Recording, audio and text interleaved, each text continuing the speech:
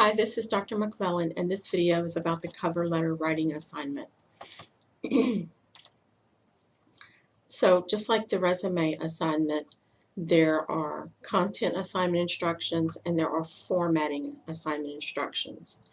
And this video, I'm going to take you through the assignment formatting instructions and talk a little bit about that, and also talk about content.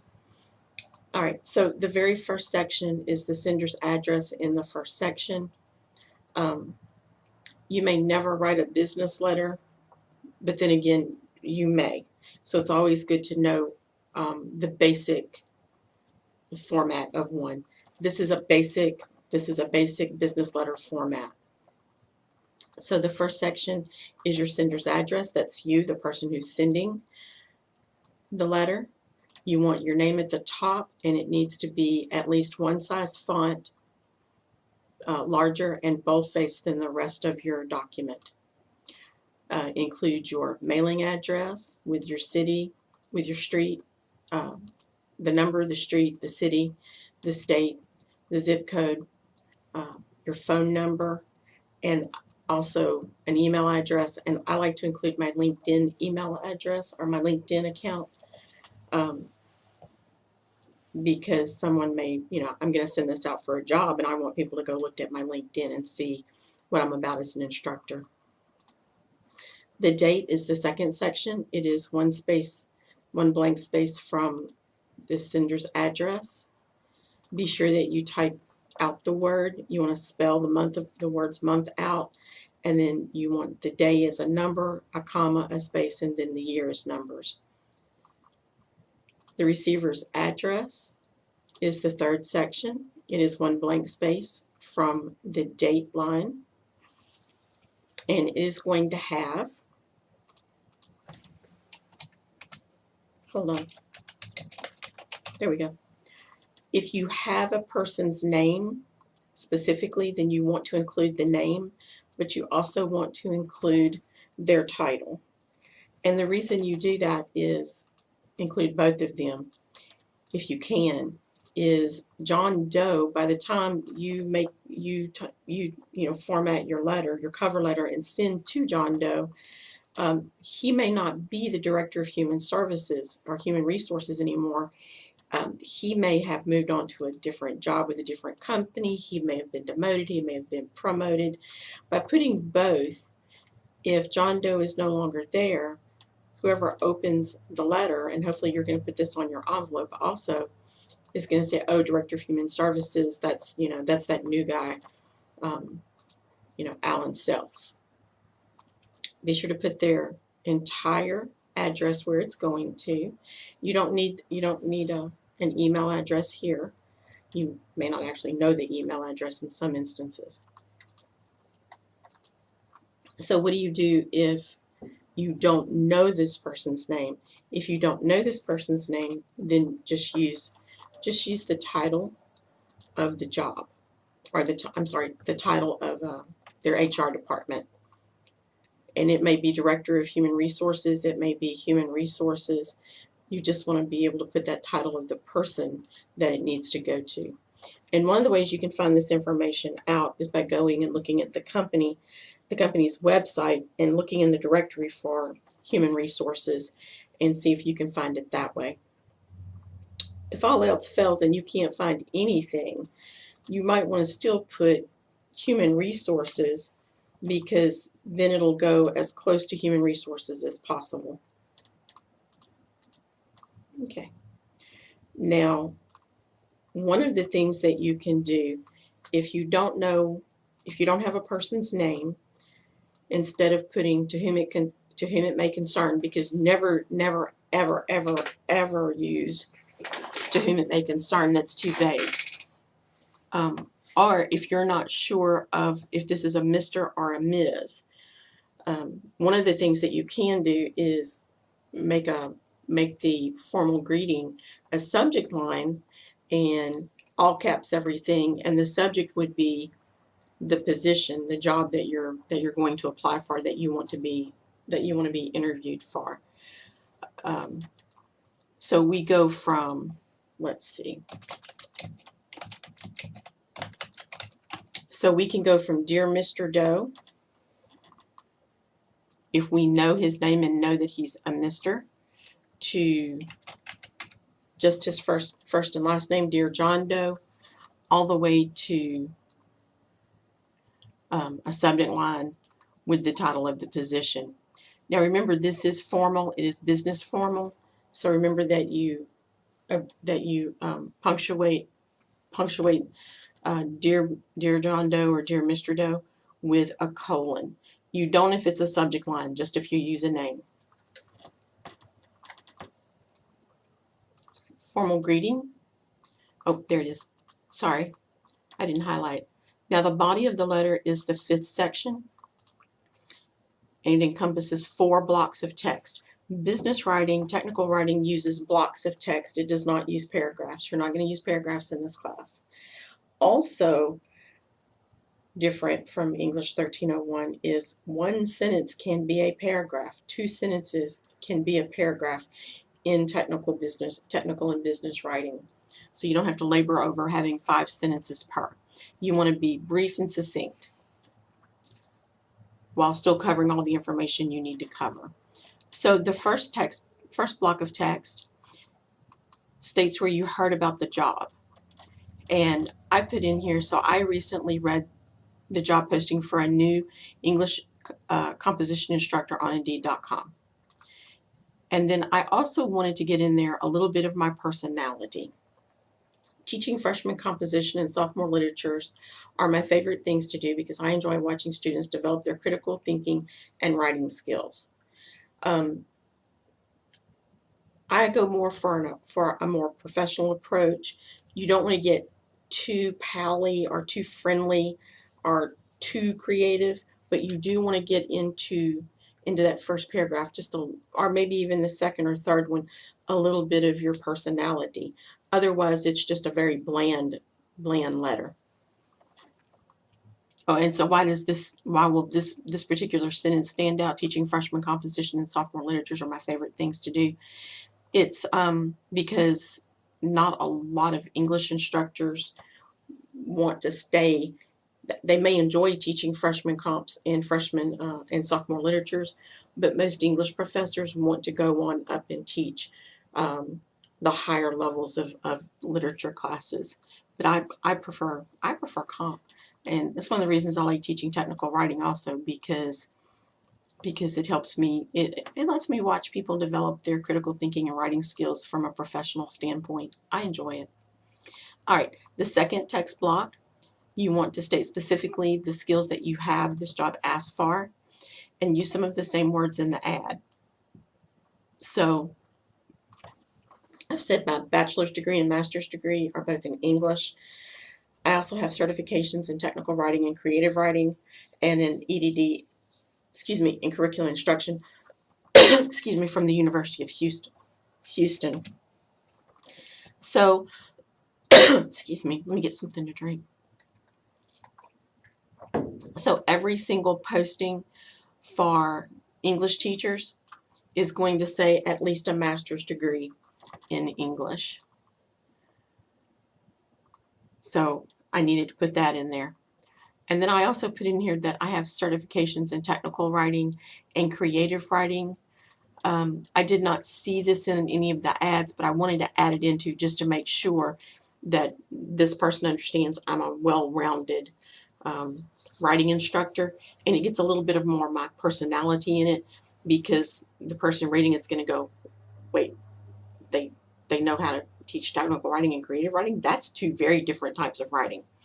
And then I also wanted to get in there that I have an EDD in curriculum and instruction from the University of Houston, because this letter is going to the University of Houston.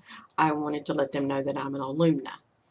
And then the EDD in curriculum instruction is not in the ad at all, but it lets these people, the person reading this know that I do know how to design and develop classes of any kind, not just English classes. The third states any previous job experience you have that relates to the job for which you are applying. I'm actually talking about what I currently do. Now, if I were doing something else, or currently out of a job, I would say I have taught, or I taught state mandated freshman comp and literature classes at Lamar Institute of Technology, a SACS accredited technical college in Beaumont, Texas. And what I'm getting in here is I'm letting them know that the state mandated freshman comp and literature classes here at LIT is we have to follow the same state rules and regulations as any other SACS accredited college. SACS is an accrediting agency that accredits all of the colleges and universities in Texas if they are accredited. Now, when you talk about private colleges and colleges for profit, that's a different thing entirely. So I'm letting this person know that I'm familiar with not just teaching freshman comp and literatures, but that I do it according to the policies that the state of Texas have put in place. And then the last block, the fourth text block, is asking for an interview and thanking the receiver for his or her consideration. And I just simply ask, I would like to schedule an interview, or state, I would like to schedule an interview with you at your convenience. Thank you for responding to my inquiry. After that, you have 4 lines. The signature line is 4 blank lines under that last text block, the fourth text block. Use sincerely yours, or you can use thank you if you want. I've done that before. Don't use sentences like hope to hear from you soon. You just want to keep it down to 2 words. Be sure you put a comma after yours, and notice that the second word in your signature block is not capitalized. And then you want to put 2 blank lines after that. So this is hold up. There we go. 1, 2. So you want 2 blank lines. Hold on, y'all. If that looks funny to you, like it does to me, you can do it like this. You can put them all together and then come up to this and do about a 1.15. 1.15, so it doesn't just mush them all together there. It's a little cheat. It's up to you. That's how I would do it. That's how I usually do it, because this looks all squished together to me. And then type your name. Notice that there's no Dr. Rita, there's no Mr. John Doe, there's no Mr. John Doe. I didn't use my title until the end of the document, just to remind them that I do have a doctorate in education. And then the enclosure line is 1 blank space under your typed name. Oh, let me go back. Let me touch on this. All I did was use Lucinda handwriting to type this. Now, if I were going to print this and send it to someone, I would print it and I would actually sign my name. That's why we always type our name at the bottom of the signature block, so that if your writing is really messy, the person receiving the letter can still figure out what your name is. They can still see what your name is. And then, so the enclosure line is one blank line under your signature block. You want to use the abbreviation enclosure, ENCL. Be sure that you put a colon, and then the name of the document. This one, I'm going to include my resume with this. And then I put, you put how many you enclose. So you might put, so like if you put reference letters of reference, you might have 3 of them, and then you would put, that number would be 3. I like to put mine in parentheses. I've seen it with a hyphen, I've seen it with a slash, and I've seen it with, nothing between resume and the number. I like to put, I'm old school. I was taught in business writing in high school, and in my first semester in college, I was taught to put it in parentheses. So I still do that.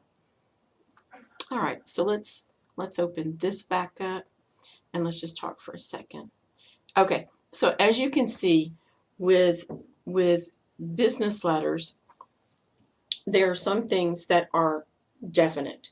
You definitely have to have this number of lines in between the sections. You definitely do not indent the text blocks. They're not paragraphs, they're text blocks. They start on the left margin and they stay on the left margin.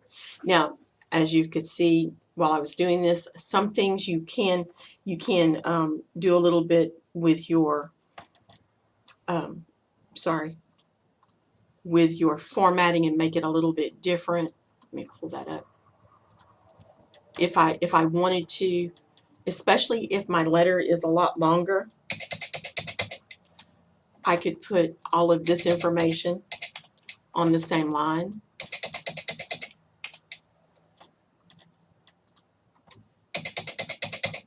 Or the same two lines. Or I could even come down here and try to fit all of this on one line. Let's see if I can do it. Yeah, I didn't think I could. I could go back and do it. Let me take some of these spaces out and see if I can do it.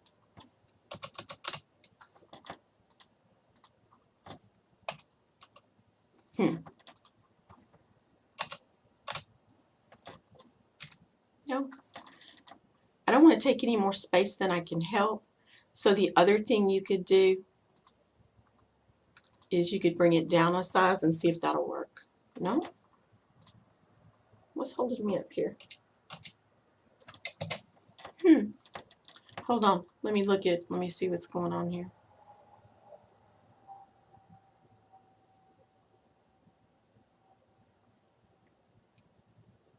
Huh, I wonder why it won't let me. I was looking, I clicked the paragraph symbol. I wanted to see what was going on there.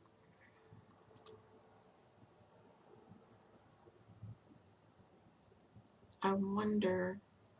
So one of the things that you can do is you can go to layout and let me do my, oh, there we go. Okay. Now what you want to be careful with, all I did was I changed the size of my, if you're watching and you didn't see it, I changed the size of my margins is what I did. That's another thing you can do with a cover letters, you can, or in technical writing, any technical writing document, is you can play around with your, with the things, you know, with the margins. So one of the things I might want to do here is I may come back in here and put a shape in there.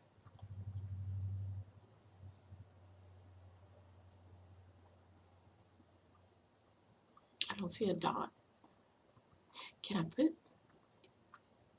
hold on, I'm going to see if I can bullet it.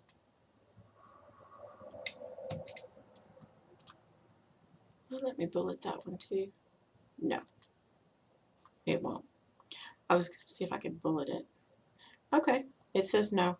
What I could do though, I'm just going to use, I'm going to use my hyphens here.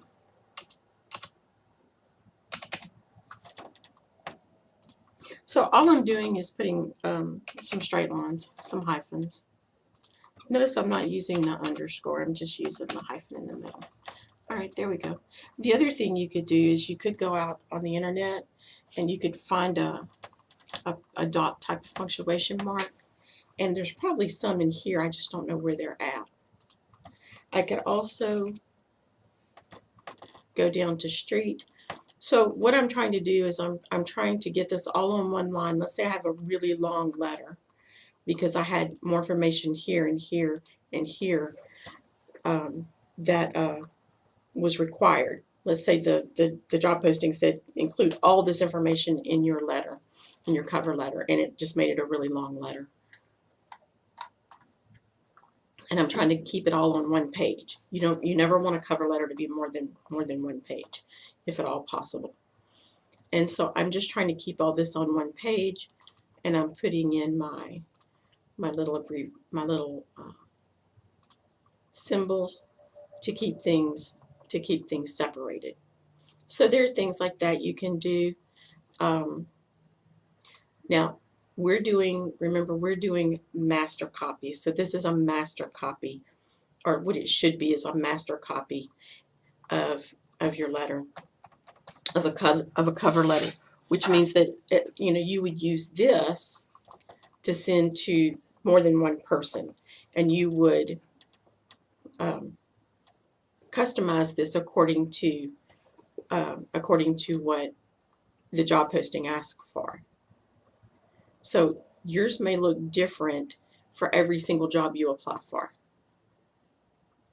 But at this point, you could do a little bit of, just like on the resume assignment, you could do a little bit of design if you wanted to. You could design your own letterhead so that it, it looks real nice, and you would just copy and paste it to your letters. And then you would make your own template is actually what you would do. Now see all this blank space down here? This is not what you want.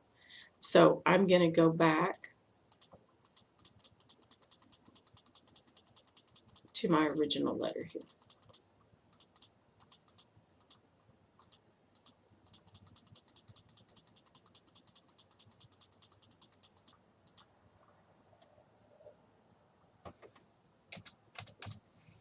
All right.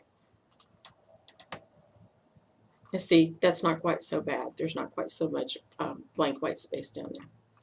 All right. If you have any questions about this, let me know.